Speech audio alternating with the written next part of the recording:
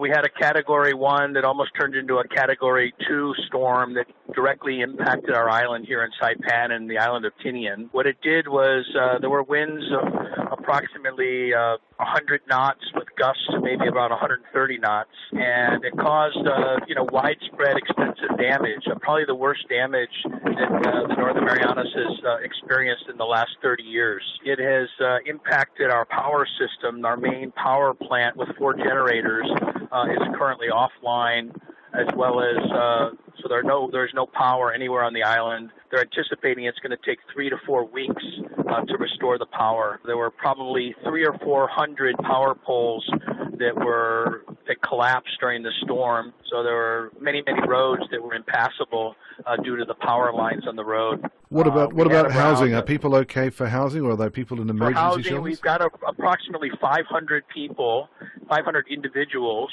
in government shelters right now. Many of those individuals and families are there clearly because their homes have had major damage or have been destroyed. So we're working with our government partners now to look for some short-term as well as long-term housing and shelter opportunities for those families.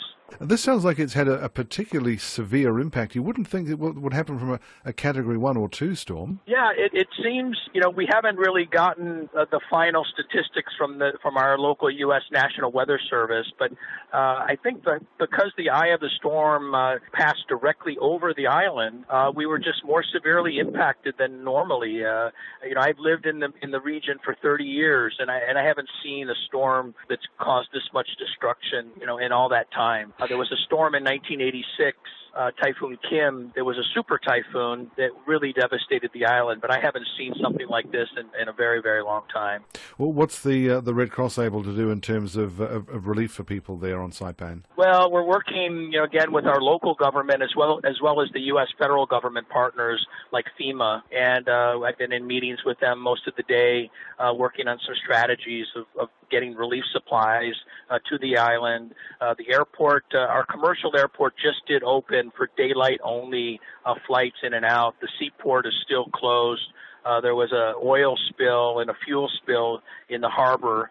So our federal agencies are, again, investigating those spills and making sure that the seaports are safe to enter and exit. It sounds like the damage is so severe that the CNM might perhaps be looking at asking for help from offshore, from the United States or other aid partners. No, absolutely. Well, we're already, fully integrated with our federal emergency management agency, which is based in D.C. They have a Region 9 office in Oakland, California, as well as a Pacific area office in Honolulu, Hawaii.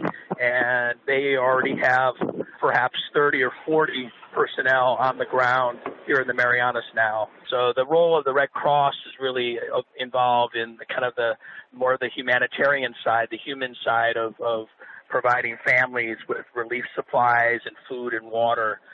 So the Red Cross now is providing food, 3 meals a day for all the residents in the shelters. So that's around 1,500 meals per day for those who are most adversely affected by the storm.